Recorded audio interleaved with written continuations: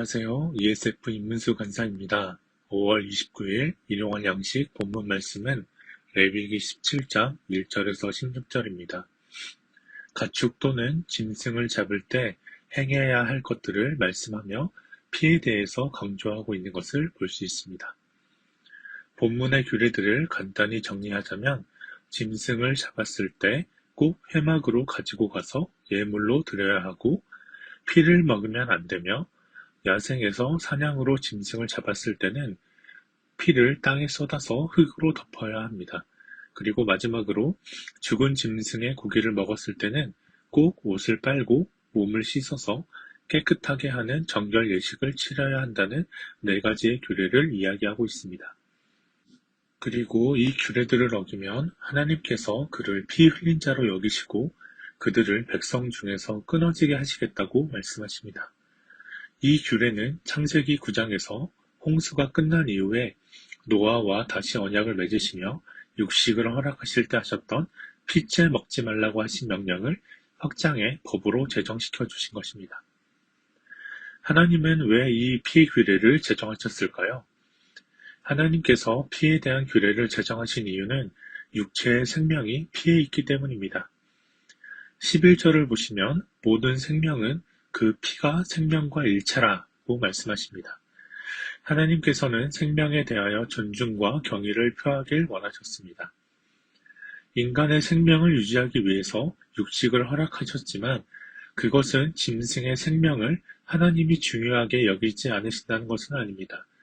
단지 인간을 살리기 위해 허락하신 것입니다. 그렇기에 하나님은 인간을 살리는 생명을 나타내는 피를 함부로 하지 않길 원하십니다. 또한 인간을 살리는 짐승의 피는 하나님이 제정하신 속죄의 규례와도 연결되어 있습니다. 희생된 짐승의 피를 통하여 인간을 깨끗하게 하고 대속해 주시는 것을 말하고 있습니다.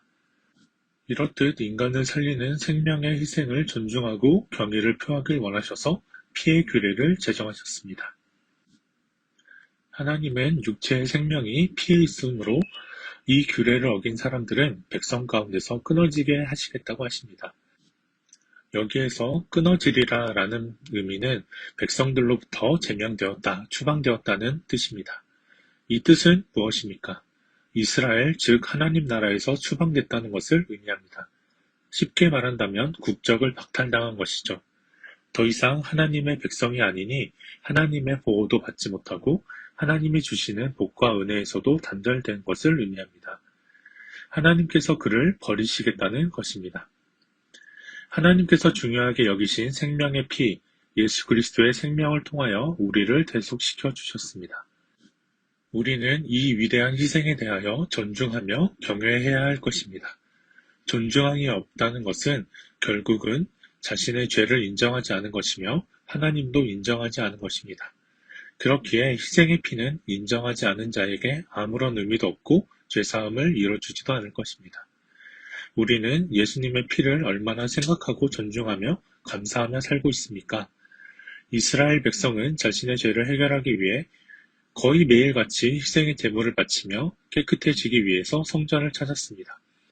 그러나 우리는 단번에 대속하신 것에 안주하며 살고 있진 않습니까? 그 피값으로 얻은 하나님의 나라의 시민권을 값어치 없게 여기고 있진 않습니까? 그리고 짐승을 잡는 규례를 정하신 것에는 욕심으로 필요 이상의 짐승을 잡지 않길 원하는 뜻도 포함되어 있습니다. 필요한 만큼이 아닌 필요 이상의 희생을 막고자 하셨습니다. 불필요한 생명을 희생시키지 않는 행동이 생명을 존중하는 일이라는 것입니다. 필요 이상의 것과 불필요한 것을 원하는 것은 욕심일 뿐입니다. 그 욕심을 부리는 것은 비교의식인 경우가 많습니다. 나에게 굳이 필요하지 않지만 남들이 이렇게 저렇게 하는 모습을 보며 비교가 되고 자신도 하고 싶은 욕심이 생기는 것입니다. 욕심은 우리에게 좋은 유익을 주지 않습니다.